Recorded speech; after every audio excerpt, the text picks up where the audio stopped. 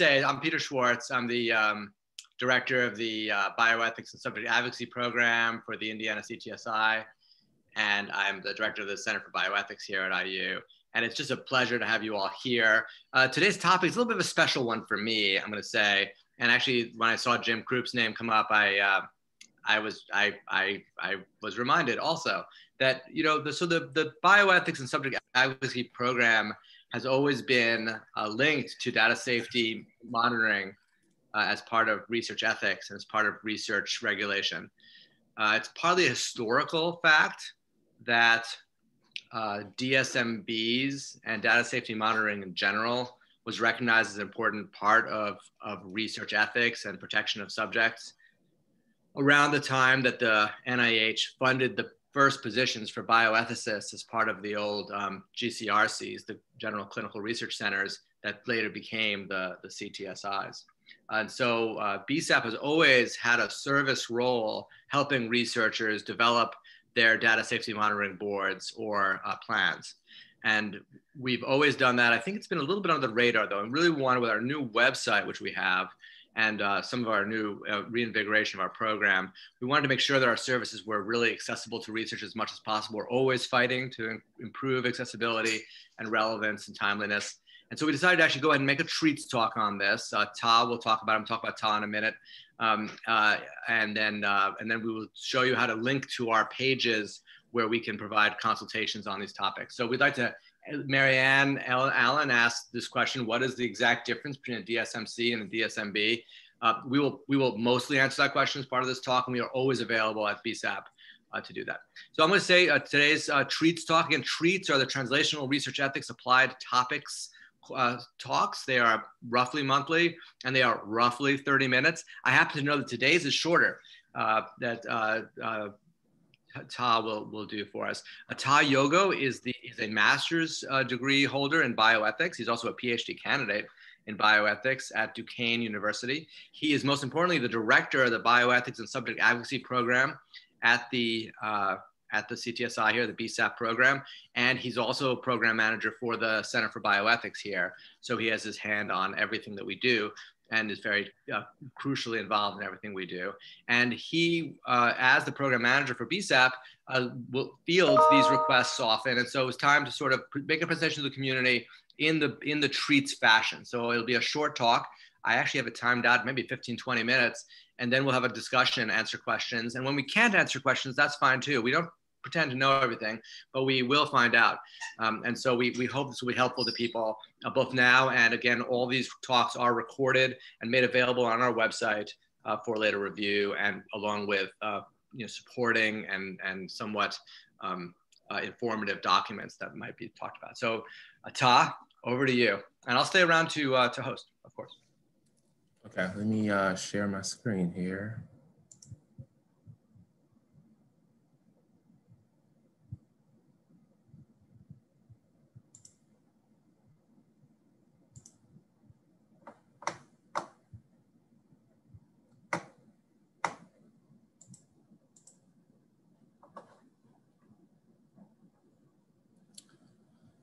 Okay, thank you for the introduction, Peter. As you mentioned, my name is Tah Yogo, and I am the program manager for the Center for Bioethics and the manager for the Bioethics and Subject Advocacy program. My presentation today is on is an introduction to the rules and ethics of data and safety monitoring. This presentation is a modest introduction to understanding the main areas in this topic and to provide an opportunity for guidance if needed. Again, the purpose of this presentation is to help research investigator understand their role and responsibility when starting clinical trials. I will discuss the ethical aims that data and safety monitoring tries to complete and how that is applied through different monitoring systems. Lastly, I will show how BSAP can help with organizing data and safety monitoring plans without making it too burdensome. There can be some ambiguity with the terminology surrounding data and safety monitoring. So I believe that it's a nice starting point to start a presentation. DSMP stands for Data and Safety Monitoring Plan. DSMB stands for Data and Safety Monitoring Board, and DMC stands for Data Monitoring Committee. And something to note is the term DSMB and DMC, which is also sometimes named DSMC, Data and Safety Monitoring Committee, are used similarly in some documents. And this can be confusing, but there is a difference between the two, which will be made more clear throughout the presentation. But a DSMB is an external board with strict requirements on its composition, while a DMC is usually an internal committee and is less formal in its requirements. Also, another confusion is the monitoring that is referred in data and safety monitoring is different than the study monitors that are often used to verify and audit information on CRFs. These are two unrelated types of monitoring. So I wanted to make that clear during this presentation. All clinical studies that involve some risk will need to have some form of data and safety monitoring. The PI is responsible for establishing plans to do so.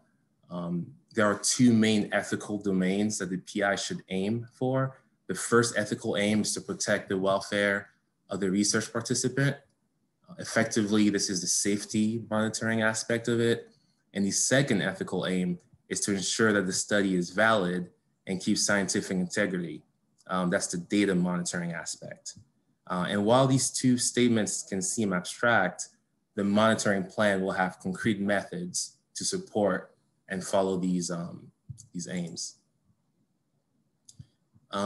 Protecting the welfare of participants is the ethical aim of safety monitoring. Practically, research teams should aim to mitigate harm that may be caused by the study.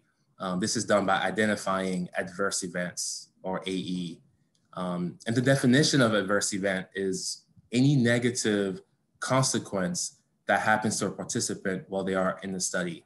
And this is regardless of any believed causality or perceived causality.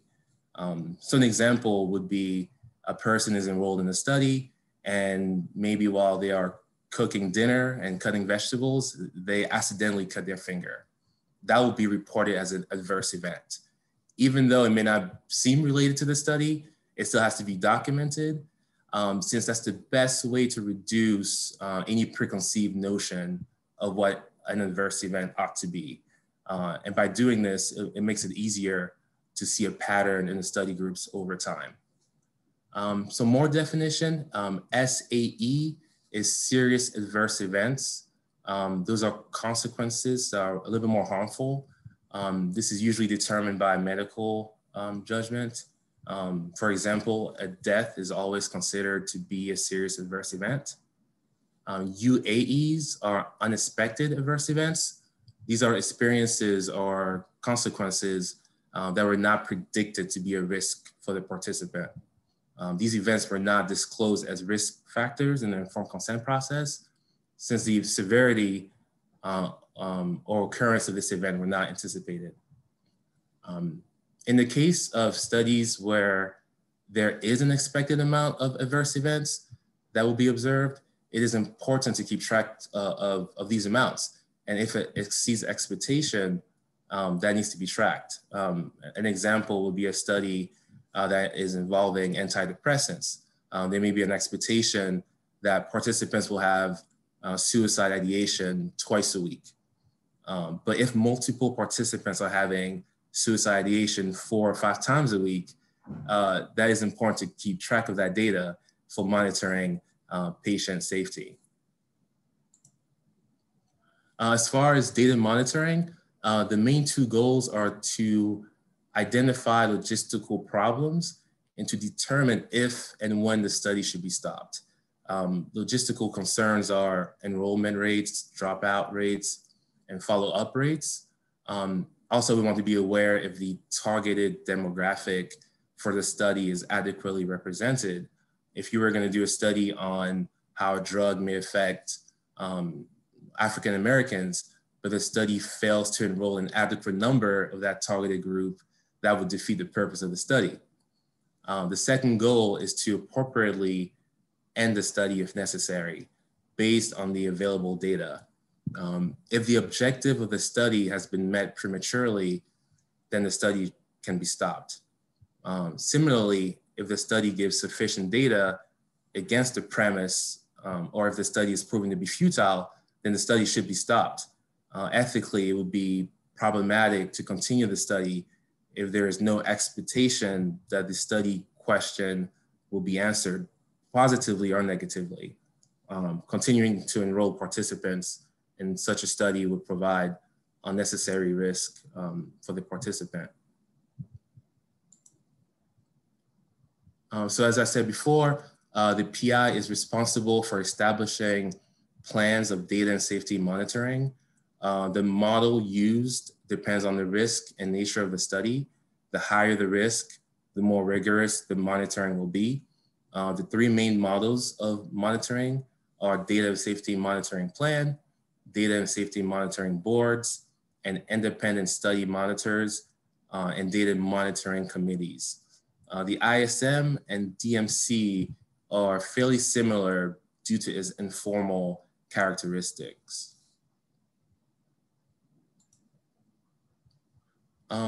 The philosophical idea of a DSMP is that the investigator is creating a document that shows that the team is prepared for any sort of possible event, even those that are unexpected.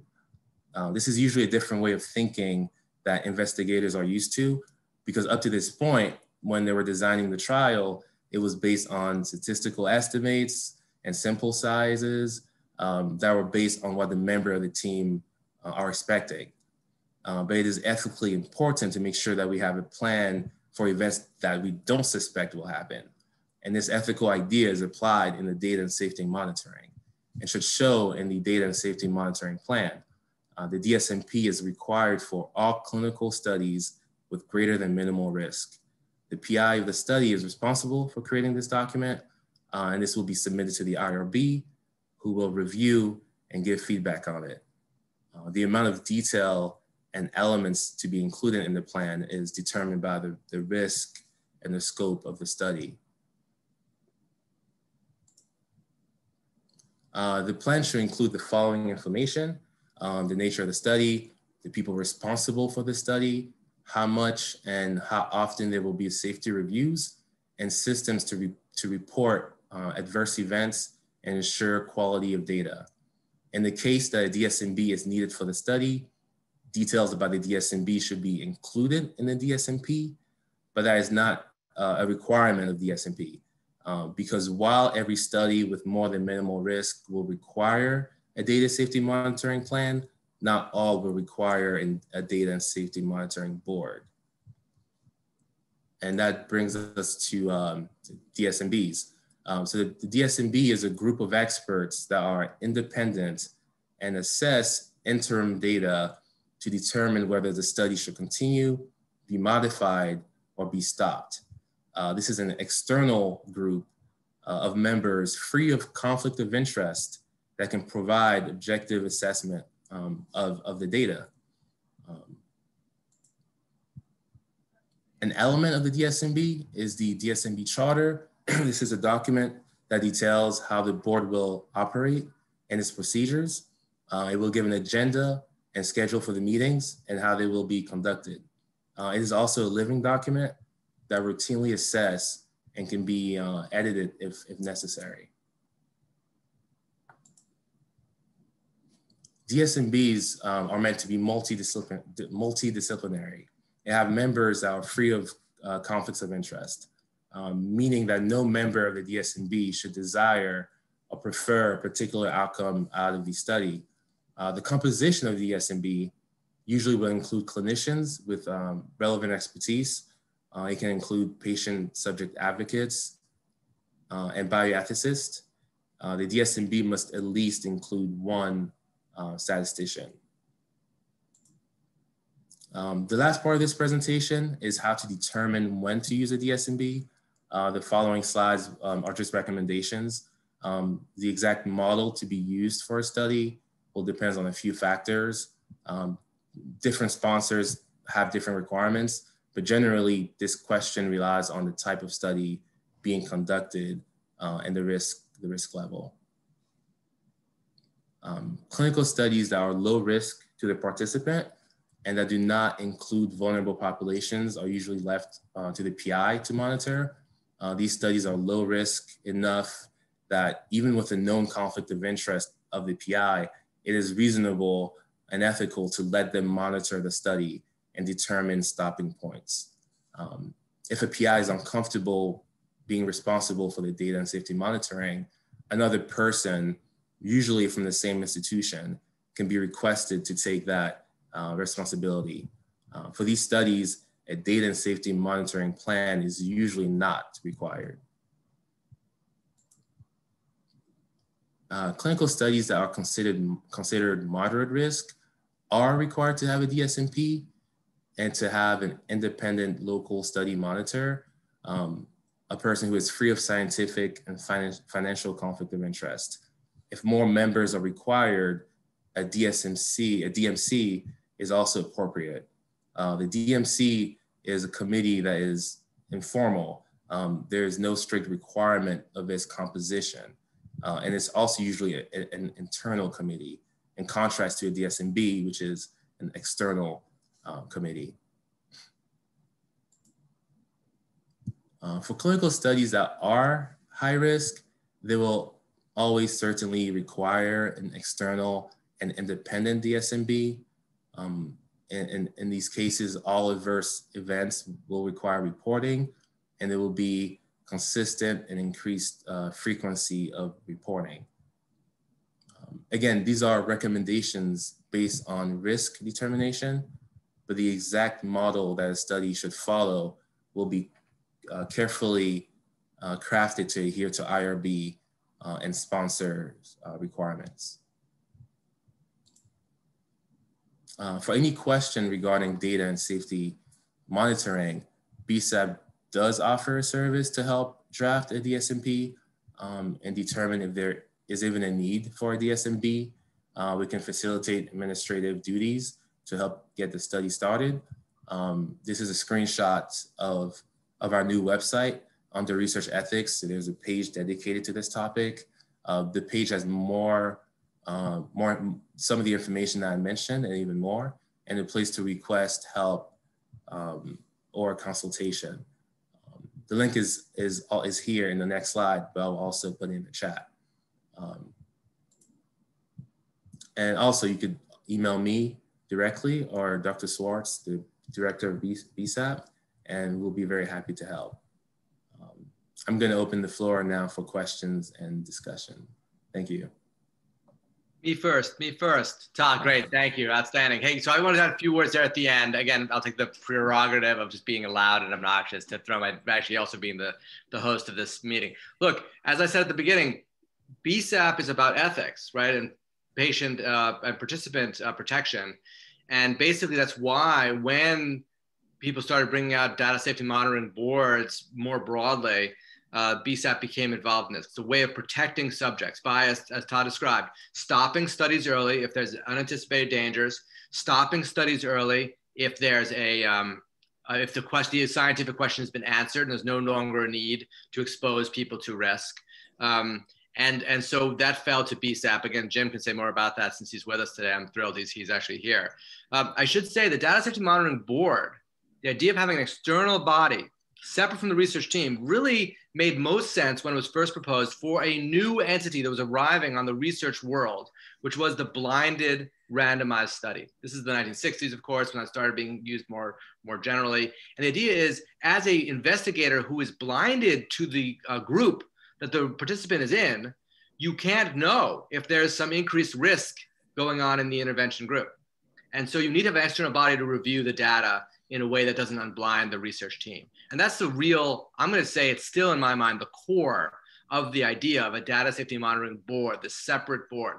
What happened though was there was a bit of mission creep after that. I said, well, if it's a randomized trial with a new drug, maybe we should have a data safety monitoring board anyway to look it over again, just to double check and make sure there's nothing wrong with the data and some signal of risk. or some reason why the study should be stopped, some other reason. And to be honest, I can see what they're thinking. They're thinking more eyes are better. But of course, it's a complex issue even there, because now you could say you're taking the responsibility. In some ways, you're diluting the responsibility, which could be a PI and research team responsibility, which is if you're running a study and there's a signal of risk coming up in the intervention arm, then you should be stopping that study. There's no reason necessarily for an external board, but it is here to stay. And so there is a data safety monitoring board. And as Tah so wonderfully described, there's then for lower risk studies, there's other ways of doing a version of what a full data safety monitoring board might do. In terms of who requires these, the IRB does require, as Tah said, a data safety monitoring plan for every study above minimal risk. And so that's an IRB requirement. In terms of when you need a data safety monitoring board versus something a little less formal or a little less independent, as was asked in the chat there by Marianne Allen, when you can use one or the other, it comes down to an IRB decision. It comes down to a funder decision too. We are seeing more and more funders like the NIH saying, we want you to have a data safety monitoring board. I know it's not a randomized trial. And believe me, I've seen studies which are actually low risk. We want a data safety monitoring board anyway. And I consider that to be of questionable use, to be honest. I'm not afraid to say that, but it is a requirement. And so we will help you do that, again, with the goal of best protecting the subjects. And again, as Tah said, minimizing administrative burden. Last comment, who serves on a data safety monitoring board? Even though BSAP takes responsibility for helping me put these together, most data safety monitoring boards do not need a bioethicist. They don't need a person to think through beneficence and autonomy and justice. What they need is a good statistician to look for a signal of risk. There are ones which need a bioethicist too. There are some cutting edge stuff where really you want a bioethicist in the room looking at the data every quarter on the data safety monitoring board. And we are happy to find those people, even to have BSAP members serve on those boards. We actually do that regularly.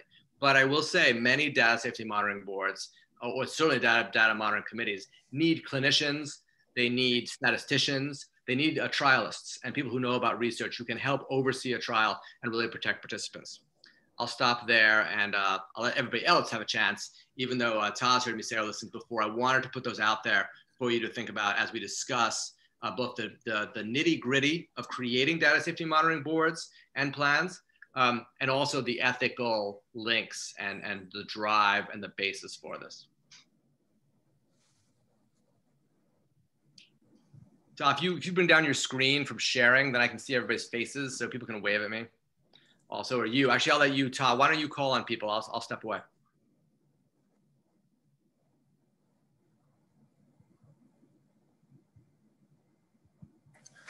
Larry? I think you're muted. Is it working now? Yes. Okay. I'm trying to, I think I understand a little bit about what Peter said with regard to the PI. I served on one of these things back in the 90s, early 90s probably, for a application of an existing drug to a new condition. Essentially, it was part of, I think, Linda DiMeglio's osteogenesis imperfecta study.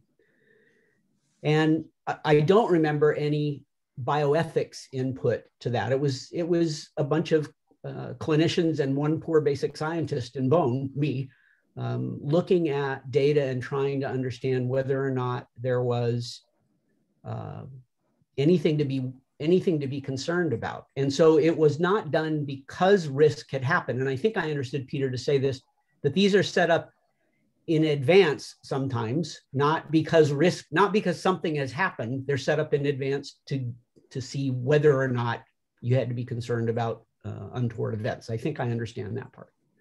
I'm just curious, and again, per what Peter said, how does one determine when a bioethicist becomes involved?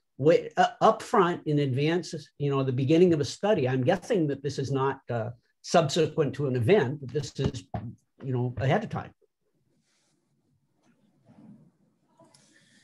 Yeah, there's not any written requirement of when you should have a bioethicist. I think the philosophical idea is if you have a bioethicist, something does come up, anything ethical does come up, you have one at hand. But I do kind of agree with Peter that most times you don't need a bioethicist involved. It's precaution. This is confusing for people who approach BSAP because they say, "Oh, I hear that BSAP helps with data safety monitoring boards, and that's why I'd like you, Peter, Tah, faculty of BSAP to serve on my data safety monitoring board."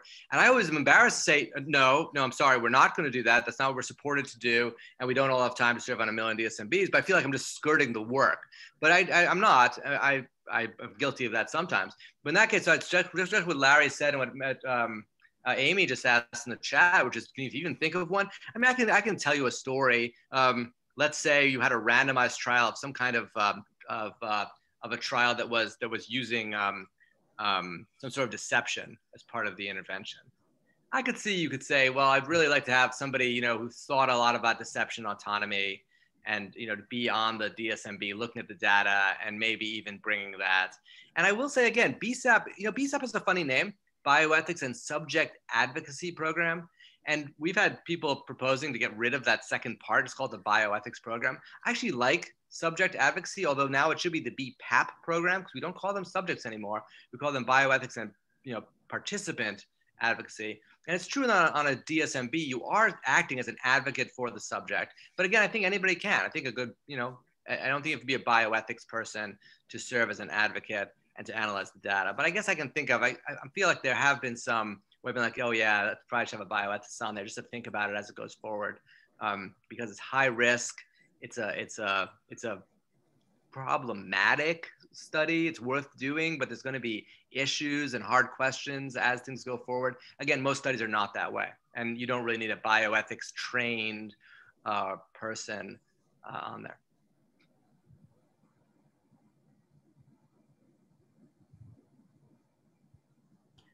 So just to follow up on that, would the granting agency make the stipulation that a BSPP, I don't know how you abbreviate that one, would have to be involved? Or is that something that's up to an investigator in proposing a study that would say, we want to have this committee involved, as such, it's imperative. I guess I'd be looking at it from the perspective of it's almost a necessity in order to get the study funded.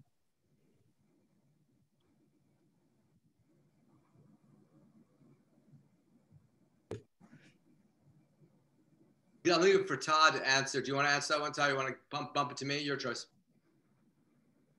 Sure. I think this, when you do propose a plan, you submit it to the IRB or to your sponsor, they can always kind of give it back to you with recommendations. So it could be, you could play safe and say, let me include everyone, the bioethicist, so forth and so forth, just so that, like you said, so that it will be funded. It's kind of part of the confusion here, where I think people are playing it more safe than what is necessary for the study to be run ethically. Yeah, I reiterate what Todd's saying. I agree 100%. It's a matter of negotiation. Propose who you want. By the way, usually data safety monitoring boards, people can correct us, people on the call who've done this, usually it's not part of the grant application. You'll talk about there being a data safety monitoring board maybe, but just proposing the specifics, I've often seen that has been more of something that's negotiated around the contract. When the funder is considering contract. And I've seen some negotiation there. I've actually been on teams not as a bioethicist, but as a clinician or as a researcher on patient decision-making, where the funder has asked for something more formal and extensive. And I've encouraged the PI to push back and say, we don't need a data safety monitoring board. We need a small group to perhaps provide a second opinion on things like, adverse events. We don't want to, impanel a larger board. I will tell you, every time I've proposed that, it has failed. The funder has said, no, we'd like a data safety monitoring board. And by the way, that Schwartz guy, I don't even like him. He sounds like a weirdo. And so I don't think I'm convincing any more about that. And again, this follows the golden rule, as Eric Meslin says, the golden rule, which is that he who has the gold makes the rules. And so if your funder wants one, you'll probably have one. And I have criticism of that, though. I think that you can create administrative friction to research that is not helpful. And I actually think DSMBs are facing that problem when they're overused. I serve on, as I mentioned, a few DSMBs, including this one from the Midwestern. It's the March group, which is a group of CTSIs in the Midwest. And people in that group are annoyed at me as being the member of the Data Safety Monitoring Board and saying, we're not going to comment on that. We're not going to talk about that. Our job is data safety monitoring. That's all we should be doing. If we want to give them advice, we can include that as a kind of addendum, like, oh, by the way, we think you might want to try opening up another site to improve your recruitment. But that's actually not who we are. We're not really consultants. I'll say one last thing. It's good to be a consultant as a data safety monitoring board. In fact, if you are forced to set one up, I have been on some studies. In fact, I'm on a current study where the data safety monitoring board has become a terrific, almost like a member of the research team, suggesting ways to overcome certain troubles the study has had. And so in that sense, again, it's morphed into more like an extended research team. And I guess it's fine that it's playing that role, given that's the useful role it can play, rather than just looking over the adverse events, which is a minimal risk study. So there's really, I was one of the ones where I complained and thought there shouldn't be a data safety monitoring board in that case at all.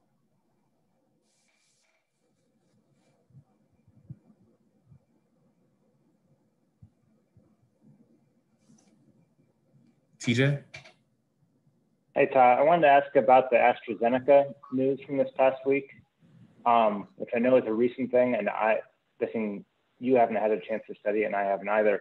But a lot of the discussion of that was that the DSMB should have done something. They were somehow accountable for the release of the AstraZeneca news. And that was not something I thought DSMBs were responsible for. And it may be that the media, whoever, was confused about that too. I wasn't sure though, and I don't think I saw that in your presentation, but I wasn't sure if there were responsibilities for the DSMB, like post-release or post-publication, to be responsible for those things. So you want that one, or should I take it?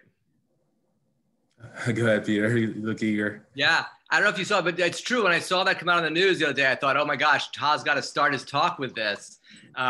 Both for the clear centrality of a data safety monitoring board for something as important as a vaccine trial, but two, as I think a concern that they went public with their concerns.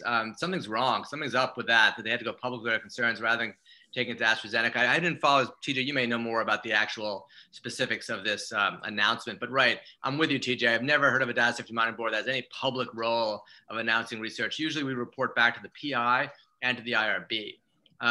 And so if they had concerns, they must have done so and felt like this is important, and they somehow ignored what they had said. By the way, today, the latest data is that they did update their results based on the Data Safety Monitoring Board's input on the misdescription, I guess, of the data. And it's a relatively minor change in what had been announced. So a very, I would call it a black eye for vaccine research today. Unfortunate, of course, given the need to get the vaccines out there, especially if they are safe and effective. I think you're right, TJ, that it's a good example of a positive role, that they're looking over the shoulder. But again, the question of like looking over shoulders is good and bad. 2 eyes are better than 1. 4 eyes are better than 2. I assume that's the old saying. But of course, 4 eyes is better than 2. If you've really 2 focused eyes, that can be better than 4 eyes trying to talk to each other. I just, you know what I'm saying? I worry sometimes at any dilution of responsibility. I do feel like in terms of the ethics, it is the ethical responsibility of the PI and the research team to be watching for risk and danger in their studies. And if they, for any reason, might think, oh, well, I've got a data safety monitoring board, they're going to check that in a few months. That is not good practice. That is not an improvement in somehow in safety. That's actually almost, that's a different kind of structure for research. And perhaps the real world is that we need these independent monitors, even for studies where a PI could do it himself. But I'd say that's a very sad and problematic world if that's the case. We already have an IRB as well. So what is the timeline then for when did DSMBs stop being responsible for anything in a study? Does it flow into the analysis stage, say after a clinical trial is over? That's a good question. Tah, do you know? I don't know, TJ. I've always been on DSMBs that stopped when the study data collection basically stopped. We didn't overlook anybody's analysis of data or publication of data. I've never seen that. It's usually, as the study is going, deciding whether the study should continue or be modified based on any indication of risk. As you know, by the way, you guys may know the famous case that I always go back to is the Women's Health Initiative, which was stopped early due to basically a finding, not an unexpected risk, but a risk that was being followed, that women receiving Premarin had a higher risk of clots and heart attacks than had been expected, and it reached statistical significance. So there was no reason to continue the study. But you may also know that there's been a tremendous amount of criticism later saying that although it had got close to statistical significance, it actually was not there yet. And stopping the study at that point was a mistake, because it actually might not have ever achieved statistical significance. And basically you changed the practice of medicine due to the judgment of a small committee deciding, apparently erroneously, that they'd reached 0.05 when others say they only had reached like 0.051 or something. So again, these are, useful, especially I think in the setting where things are blinded and controlled, as in the Women's Health Initiative.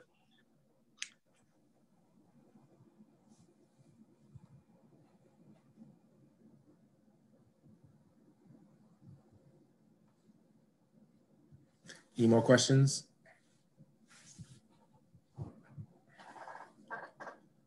Well, if not, we're not against ending early. People all have lunch to eat. Any last questions, please feel free to email us. Tah listed his email and my email. You also should know we actually have a BSAP email address, bsap@iu.edu. That's always monitored by Tah, actually. I should say something else. Again, we do mean this also as an advertisement. Please do come to us for help with these. The website is our first place, and that's under development still. Tah showed you, I'd call it the penultimate version. We'll probably make some edits to that in the upcoming weeks. And then this talk and associated documents, maybe of help to researchers, will be posted on our treats page for this talk. Again, I'd say within a matter of weeks. And again, please come to us for questions and help. We can help with the writing of the charter for your data safety monitoring board. We have boilerplate. We have previous examples you might want to review. Again, we see this as being an important part of BPAP, of bioethics and participant advocacy, and something we can help with. And Lara, you want the last word? So no, I don't ever want the last word, and I would never get the last word with you. So that's just fine. When will you change the name to remove that subject, or that subject designation? Because I mean that's a sensitive issue, and I think that's an important one. Our renewal for the Indiana CTSI is in 2023. And so perhaps I will, maybe it's time. It's actually Mary Ott who's been on me to change the name for a long time. You know, Mary, and say like, Peter, just call it the Bioethics program. So, we'll consider all names. We're going to call it the Larry Garetto program in bioethics and research excellence. But that requires a big donation, Larry, which I'll be calling you about later. So you'll have no funding whatsoever. So yeah. Okay, guys, great to see everybody. Tah, great job. Thank you for doing the talk, and we'll see you all in a month.